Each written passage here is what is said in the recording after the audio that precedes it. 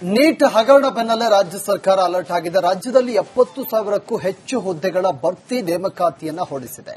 ಪರೀಕ್ಷೆಯಲ್ಲಿ paper leak ಆಗದಂತೆ ಕಟ್ಟೆಚ್ಚರವನ್ನು ವಹಿಸಲಾಗಿದೆ.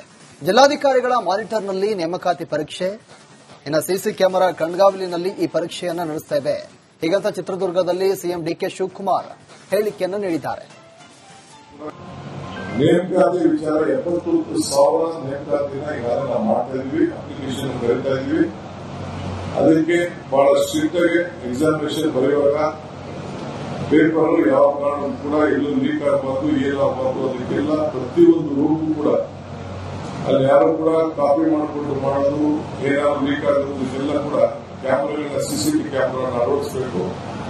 ಜಿಲ್ಲಾ ಅಧಿಕಾರಿಗಳೆಲ್ಲ ಕಂಪ್ಲೀಟ್ ಮಾನಿಟರ್ ಮಾಡಿಕೊಂಡು ರಾಜ್ಯದ ಎಲ್ಲ ಅಧಿಕಾರಿಗಳನ್ನ ಆ ಜಿಲ್ಲೆಯಲ್ಲಿ ಯಾರು ಅಧಿಕಾರಿಗಳಿದ್ದಾರೆ, ಶಿಕ್ಷಣ ಇಲಾಖೆ ಇರ್ಬೋದು, ಯಾವುದೇ ಇಲಾಖೆ ಇರ್ಬೋದು, ಎಲ್ಲರೂ ಕೂಡ ಅವನ್ನ ಉಪಯೋಗಿಸಿಕೊಳ್ಬೇಕು ಅಂತ ನಾನು ಅವರಿಗೆ ತಿಳಿಸಿದ್ದೇನೆ.